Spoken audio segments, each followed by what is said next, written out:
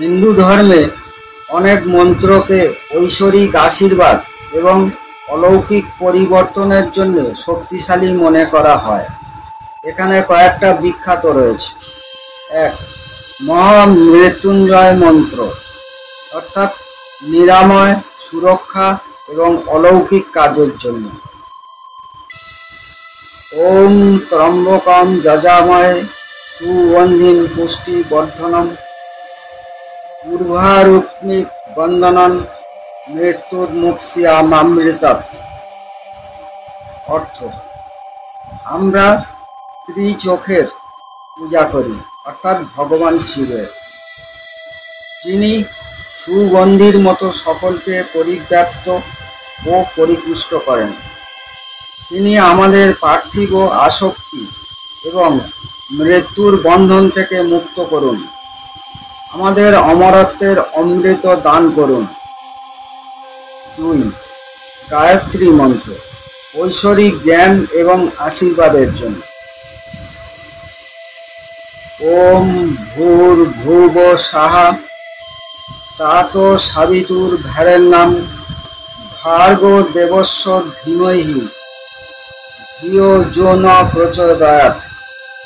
অর্থ: আমরা পরম স্রষ্টার ঐশ্বরিক আলোকে ধ্যান করি, যিনি আমাদের মনকে আলোকিত করেন। 3.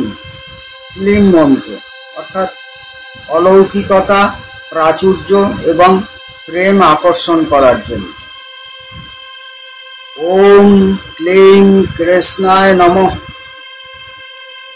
অর্থ: সকল ইচ্ছা পূরণকারী, পরম আকর্ষণকারী ভগবান শ্রীকৃষ্ণকে প্রণাম। 4. শ্রীংব্রজী মন্ত্র, অর্থাৎ ধন ও সমৃদ্ধিতে অলৌকিক কাজের জন্য, সম্প্রতি ব্যাপকভাবে জনপ্রিয়। শ্রীংব্রজী অর্থ: শ্রীং হল লক্ষ্মীর বীজধ্বনি, অর্থাৎ ধন সম্পদের দেবী, এবং ব্রজীকে কর্মফল বিলীন করে অলৌকিক কাজ প্রকাশের জন্য একটা ধ্বনি বলা হয়। অবশ্যই হিন্দু শাস্ত্রে অলৌকিক কাজ বা বিশেষ সাফল্য লাভের জন্য অনেক শক্তিশালী মন্ত্র এবং তার নির্দিষ্ট জপ করার পদ্ধতি বলা হয়েছে। সাধারণ নিয়ম অনুযায়ী মন্ত্র জপের জন্য কিছু গুরুত্বপূর্ণ দিক অনুসরণ করা হয়। সাধারণ নিয়ম: সময়: ভোরবেলা, অর্থাৎ ব্রাহ্ম মুহূর্ত, প্রায় ভোর 3:30 থেকে 5:30 সবচেয়ে শুভ। না পারলে সূর্যোদয়ের সময় বা সন্ধ্যাবেলায়ও করতে পারেন।